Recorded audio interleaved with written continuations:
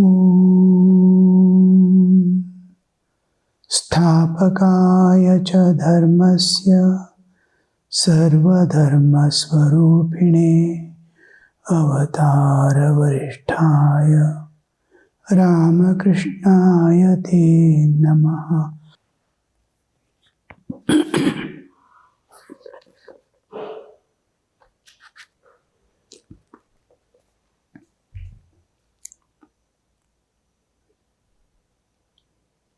Both Bhakti Yoga and Jnana Yoga are paths by which you can realize God.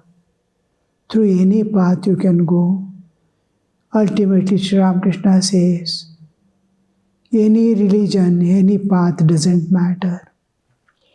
Be sincere to the core, even to the one who doesn't accept God, an atheist. Him also, there is a path, don't worry.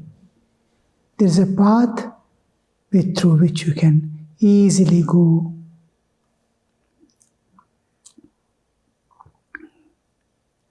Just pray to God. If you are there, wherever you are, in whatever way, if you are there, reveal yourself to me. You have doubt, you don't accept still. So, Sri Ramakrishna has shown path to everyone. Whichever religion or path you have been following from childhood and the tradition in which you have been born, that is the easiest way and the shortest way, because your whole nature is got adjusted to it. So you'll be able to easily cross over.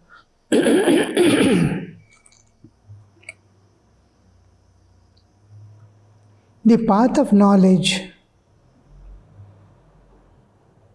the path of bhakti is an easy one. The path of knowledge and discrimination is very difficult. Why should one reason so much about which path is the best? I talked about this to Vijay for many days. Once I told him about a man who used to pray, "Oh God, reveal to me who and what you are." That is the last thing. Who you are, where are you, what I don't understand. Each one who says who have realized God, or the scriptures who point out the path and the goal, I have not seen them seeing also. They are sure, and to some extent, to great extent, I trust. But I don't know where to search, within the range that my senses and mind can work, my intellect can work. Within that range, I don't find anything. The path of knowledge and discrimination is difficult indeed. Parvati, the Divine Mother, revealed her various forms to her father and said, "Father, if you want Brahmajnana, then live in the company of holy men."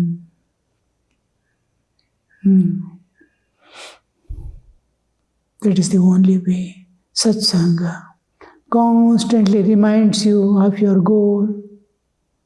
All the inner potentialities that you possess, infinite potential, that they point out. Look within. You are capable of transcending the nature and realizing God. It is in dormant state. It is fully present there, like a seed kept on the stone. It is fully potent to bring out a tree, but it is there. Just put a little water and bring the seed to the soil. Jnana and bhakti. that you get in the satsanga, company of holy men. Whom do we call holy man? One who constantly thinks of God and God alone, depends on God and God alone, loves God and God alone, and loves all beings, seeing God in them.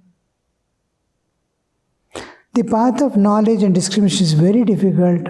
Parvati, Divine Mother, told, if you want Brahmajnana, then live in the company of holy men. Brahman cannot be described in words. It is said in the Ramagita that Brahman has only been indirectly hinted at by the scriptures. It is indirectly hinting. Nothing can be revealed because what is within the range of time and space can be understood by any person. Man has the capacity to conceive, understand whatever is within the range of time and space. This is beyond time and space. Timeless existence, existence is no time. Spaceless existence exists, but there is no space. Then what is it cannot be understood by mind. We have to cross the barrier of mind and go beyond. Then you will get a glimpse of it. From there, the world begins. See how we are sleeping separate from the physical body. Subtle body, mind and senses. Causal body, where my knowledge and everything, identity is stored. When I enter into the second stage of deep sleep, I become point consciousness. The consciousness is withdrawn to become. Again waking up, I project, touch the causal body, my knowledge and identity activates, then I touch the subtle body, mind and senses awaken, I touch the physical body, I come to this waking state of this world. Can you still expand further? How you went on expanding your consciousness to physical world, identifying with body. When you came to dream body, when you are in causal body, I don't know anything. Absence of all things was the only manasika vritti. Only one vritti, one meditation. Nothing exists. Beyond is Shuddha Chaitanya. Then coming to the dream state, you identify the dream body and dream world was there. When you wake up, you come to the physical world, identify the physical body and see the reality. Can you go further?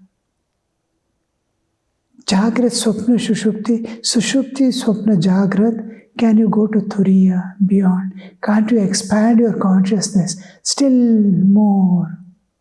Or turn and enter inward consciously, crossing over the bodily existence, mind crossing. First time you get the vision of Chaitanya, then inner causal body, that is the Anandamaya Kosha, and enter the infinite existence. You can, but world is holding us, body is holding us, our ego is holding us. It is not allowing to turn inward. But otherwise, you can easily transcend the nature and be in the realm beyond.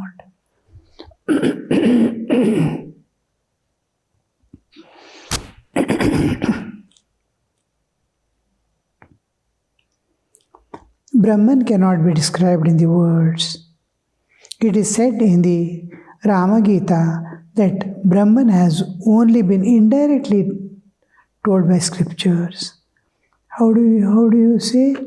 The one boy, he goes to his father, a sage, and asks, What is Brahman? He says Brahman cannot be described. It is Vangmayatita. Vang, words cannot express it. Mana, mind cannot grasp it. Intellect cannot discern it. You have only these five senses are there, mind and intellect, only three instruments you have. All the three cannot reveal it.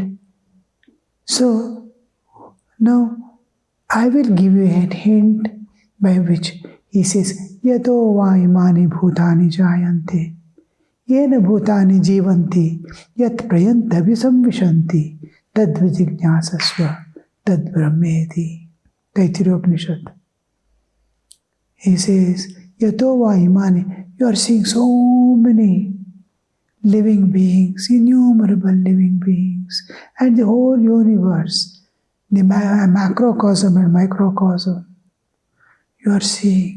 From where does this come? Yatova, from where? Imani bhutani jayanti, from where these are born, come into existence. In which do they live? Yatova imani bhutani jayante, yena bhutani jivanti. In what? By whom? By what is the force of sustaining? Having come to this world, and you have to be sustained. What is sustaining it? Yato imani bhutani, yena jatani jivanti. They all live. In what? By whom? Yat pratyavishanti, in which they go back, the source and culmination of all jivas. So this is the hint. From where does all this come? From where does the universe come? Into which the universe dissolves? From where the jivas come? In which ultimately passing through so many lives, where does it ultimately end, culmination?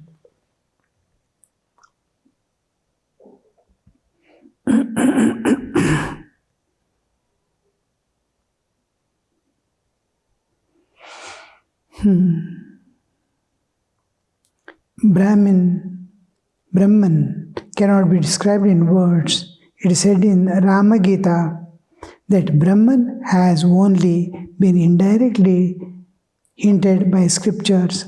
When one speaks about the cowherd village on the Ganga, one indirectly states the village situated on the bank of the Ganges.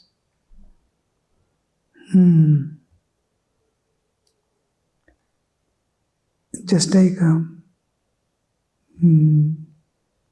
the cowherd village on the Ganges, one indirectly states the village situated on the bank of Ganges. It is in the Advaitic texts, Gangayam Ghoshaha. In Ganga is the cowherd village of so many cows and the people who look after the cows. Ganga, where is it? In Ganges. In Ganges, inside the Ganges it is there? No, on the bank of Ganges. That Gangayam Ghoshaha, Gangayam, we use the Saptami Vibhakti, the village, in the village. The village is in Ganges. It means it is not in the Ganges, it is on the banks of Ganges. How they indirectly tell. Now, far off, one object is there. You want to tell about that, or a star. If you look, I am pointing to a particular star, the person cannot see. Where is my finger is pointing? He is standing there. He sees here and there. So many stars are there, which I am indicating, you will not know. At that time, there is a tree, huge tree. I will tell, the tree is there, you see. you go seeing the border of the tree. There is one piece of wood is projecting out with fresh leaves. Look at its tip. The tip is that star. Where is that star? At the tip of the tree. Is it at the tip of the tree? No. It is indicator. This tip is indicator. Like that scriptures indicate indirectly. Why should not a man be able to realize the formless Brahman? He must be able to realize because he is divine within. Just because a few covers are there over it,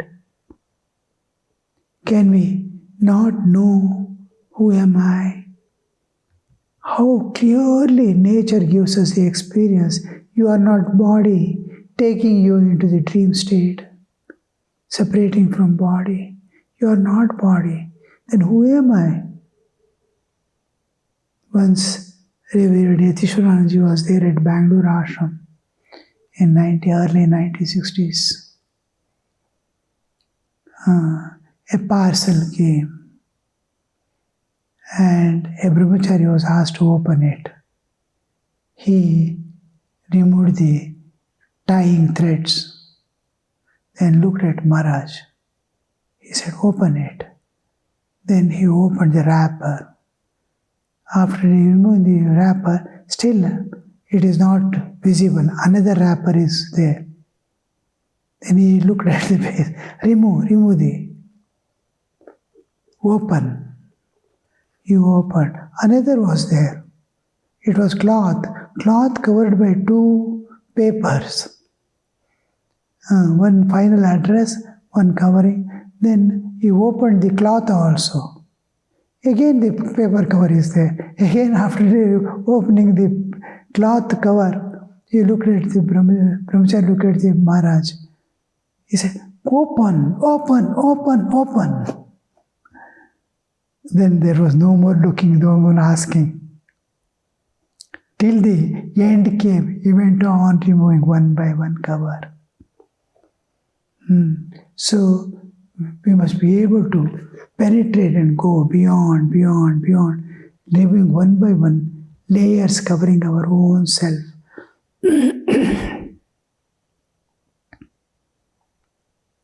That's why Sri Ramakrishna is asking, why should not a man be able to realize the forms of formless Brahman? But it is extremely difficult. He cannot if he has even the slightest trace of worldliness, a remote desire, a remote awareness of something existing.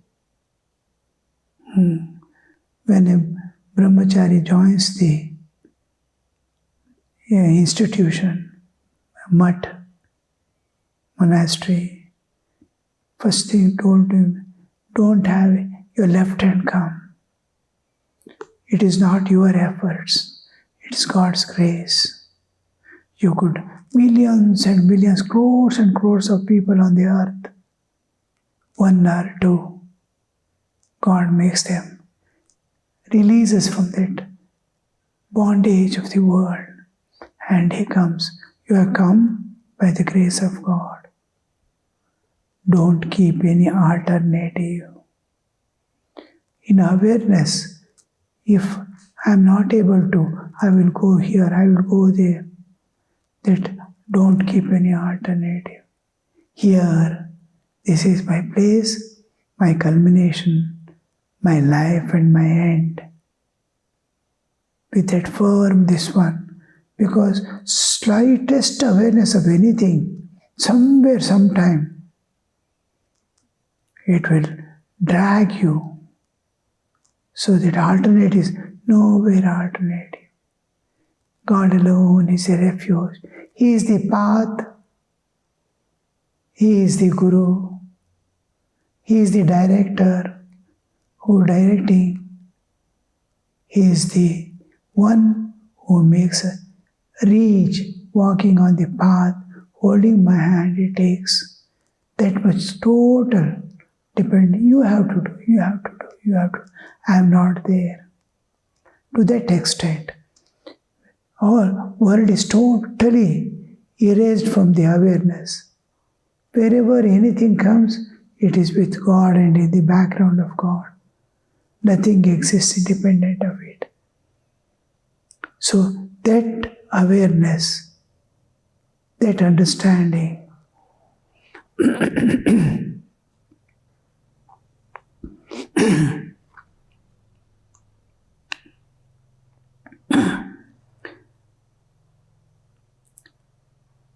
he cannot, even if slightest trace of worldliness exists, the worldliness must be totally eradicated. Once a person goes to Vivekananda, his own disciple, and sitting at the feet of the Master, alone, he asks, what is Maya? What is realization? And Swamiji looks at him with concentrated eyes, and eye to eye he asks, have you any other desire in your heart? The disciple understands Swamiji's what he expects. He bows down and walks off. He goes away. He doesn't talk anything. He bows down and goes away. And then after 10 minutes, he returns. He sits again in front of his Master and says, no, I have no other desire. Then Vivekananda says, then listen. He goes on explaining the function of Maya. As he is describing the absolute existence, the Maya covering, how it is designed, whole thing goes on, as if he is opening and showing one by one veil. This is Maya, this is Maya, this is Maya. As he is removing one by one veil, he is seeing, getting different visions of the reality. He is entering into depth and depth and depth. Last he gets the vision of God with form. When the God with form he sees, then Swamiji becomes silent. And when he slowly is able to recognize his existence, he tells, this is enough for you today. So, is there any other desire? If people come and ask, can I realize God? Or what is the path? I want to realize God. When they say, any other desire is there. We all have particular list. Each one has a list of what he wants. In the list, God is also there. I want God, to realize God. I want a job, I want this much money, this, that, everything. I want family, I want 5 children. All these lists are there. And in that, God is, in some people, the God is the last item. In some people, it is first thing, I want God. But other things are there. Or I want God is in somewhere in the middle. None of them will get. In the list, except God, nothing else is there. Then is immediately, there is no delay for God to reveal, because nothing is obstructing his vision. God is ever visible. What is obstructing is my own ego, which is having kartritva, bhoktritva and jnatritva.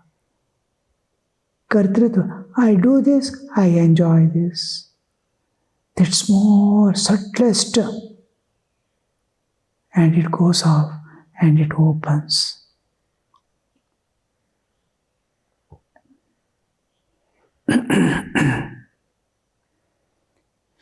He can be directly aware of Brahman in his innermost consciousness only when he renounces all sense objects, form, taste, smell, touch and sound, Shabda, Sparsha, Rupa, Rasa, Gandha.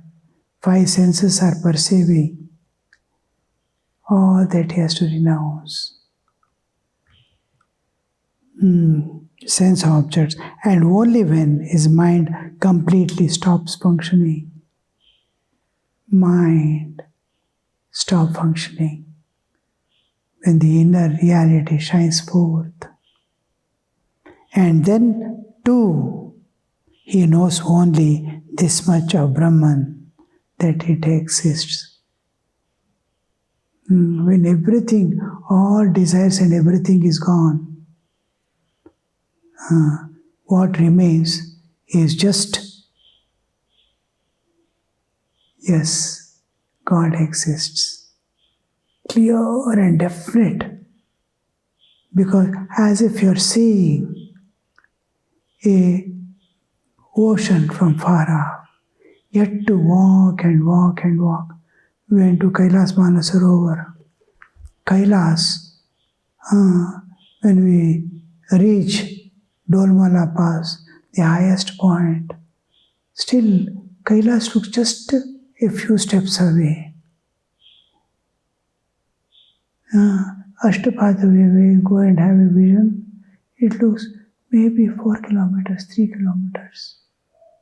Walk and walk, miles after miles, it may be 70, 80 miles away. But open space, it looks, oh, yeah. But it exists, is clear. I have not met, I have not touched. Like that ocean, when you see from far off, you know, you are not touched, you are not drunk the water, you are not immersed yourself in it. But from far off, when you see, it is no doubt it exists. But what it is, how it is, cannot be known till you have a dip in it.